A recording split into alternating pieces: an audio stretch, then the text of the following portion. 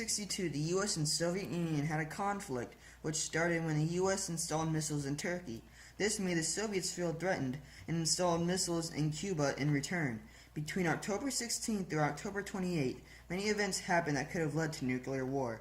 Before tensions could grow any tighter, Russia's President Nikita Khrushchev compromised by making a deal with John F. Kennedy and avoided nuclear war.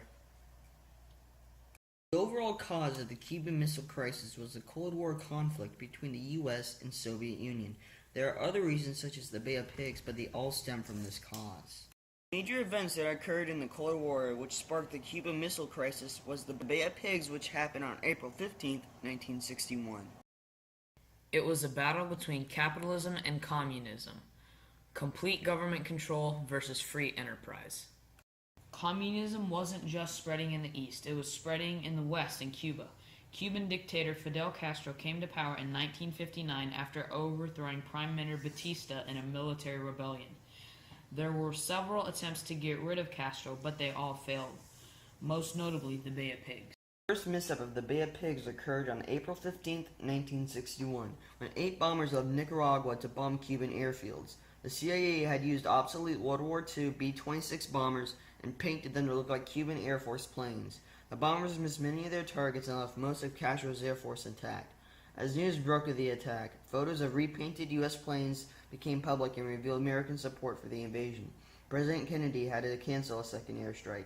On April 17th, the Cuban exile invasion force known as Brigade 2506 landed at beaches along the Bay of Pigs and immediately came under heavy fire. Cuban planes strafed the invaders, sank 2 escort ships, and destroyed half of the exiles' air support.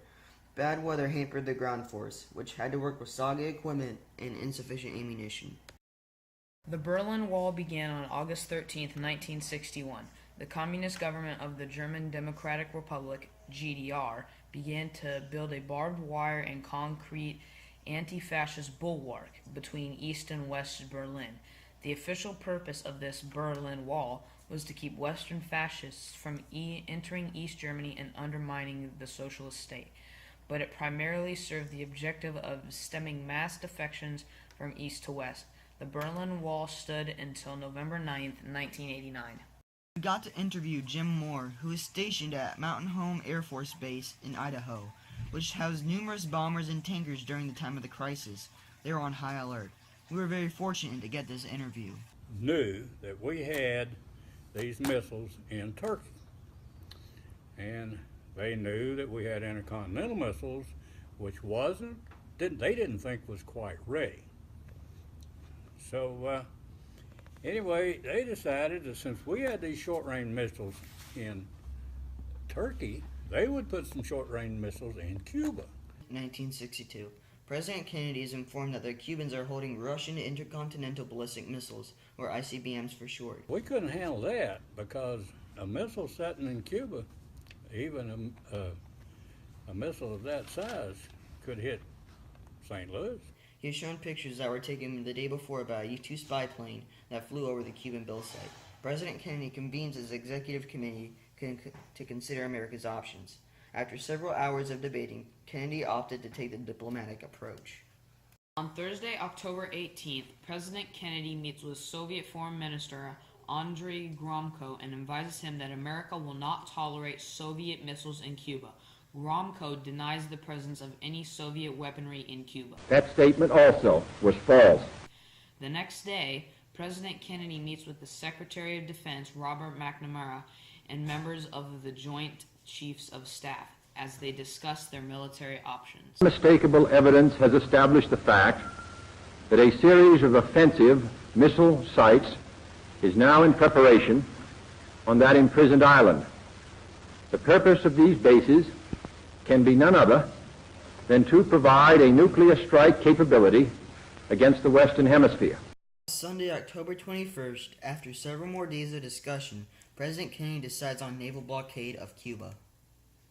To halt this offensive buildup, a strict quarantine on all offensive military equipment under shipment to Cuba is being initiated. Blockade was used to block Russian freighters from entering and resupplying Cuba. Also got to interview Ivan Jocelyn, who is a naval commander at the time of the crisis. Them putting any live missiles down there and missile launchers in Havana, and the United States had told the Soviet Union, don't you send any more of those components down there to Havana, because if you send missile components and we know that they go on board, we're going to sink the ship that has it. Have set up they didn't call it a blockade, because a blockade is an act of war. They called it a quarantine. Thursday, October 25th, several more days in getting support from the OAS to quarantine Cuba, the U.S. Ambassador Adlai Stevenson confronts the Soviets at the UN, but they refuse to answer, where Stevenson then gives his most famous quote. I'm prepared to wait for my answer until hell freezes over, if that's your decision. And I'm also prepared to present the evidence in this room. During a surveillance mission on October 27, Rudolph Anderson was shot down over Cuba in his U-2 spy plane. He was the only man killed in action by enemy fire during the crisis. After his death, President Kennedy awarded him with the Air Force Cross, as well as the Air Force Distinguished Medal, the Purple Heart, and the Chinese Award. October 28th. The crisis comes to a close when Russian Premier Nikita Khrushchev writes a letter to President Kennedy, stating that they will take out all their ICBMs from Cuba if the U.S. takes out all their missiles from Turkey.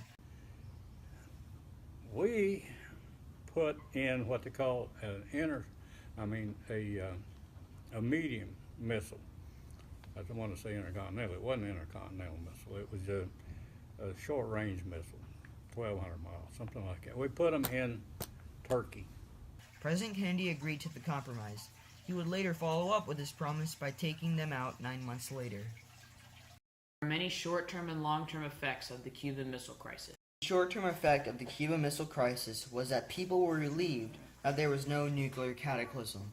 Performed drills, including hiding under their desks in case worst came to worst and Castro fired upon the U.S.